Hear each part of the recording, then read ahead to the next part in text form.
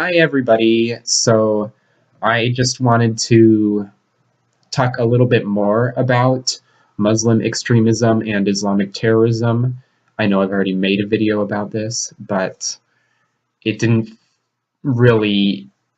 I have evolved my opinions since then, and I wanted to say that it's very interesting because in the United States we usually have um, liberals versus conservatives on most issues, or Democrats versus Republicans. And most of the time, when you say Democrats, people will understand you also mean liberals because liberal Democrats and conservative Republicans often go together when talking about politics and opinions and stuff like that. And so I wanted to say that also in the United States, the Republican conservative camp tends to be more anti-gay or anti-progressivism and disliking gay people, trans people, the LGBT community in general. I suppose disliking anything one would consider progressive at all, which is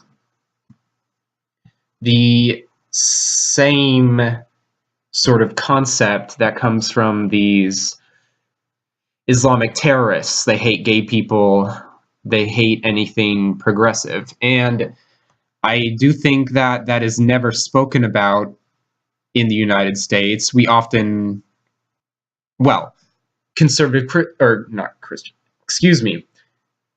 Republicans seem to often blame liberal Democrats for a lot of the terrorism happening and for like allowing it to happen or stuff like that.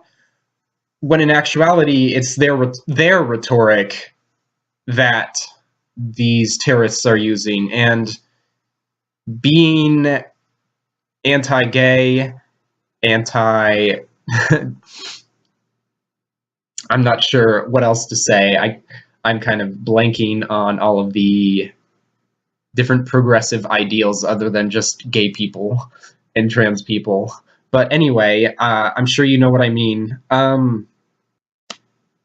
They are espousing a lot of this hateful rhetoric, and obviously, I am not saying that conservative Republicans are terrorists. I'm saying that they continue the same rhetoric that comes from the terrorists that they hate so much, and yet they still blame the Democratic liberals for this idea that people should be slaughtered for things they can't control and stuff like that. I'm probably not wording things too well, and I don't want this to come off as me saying that I think conservative Republicans are terrorists or anything, which I've already said. But I just want them to understand that I suppose the rhetoric "put God in office" is along the same vein as what ISIS or the Daesh want. So I suggest they rethink their stances and that we start actually talking about this instead of just about their alleged Islamophobia, which I do believe in, but we need to, I suppose, talk about more than just that.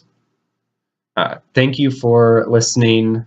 I hope that I've made you consider things, and I'm glad that I have people willing to listen to me, even though it's so very little. So thank you.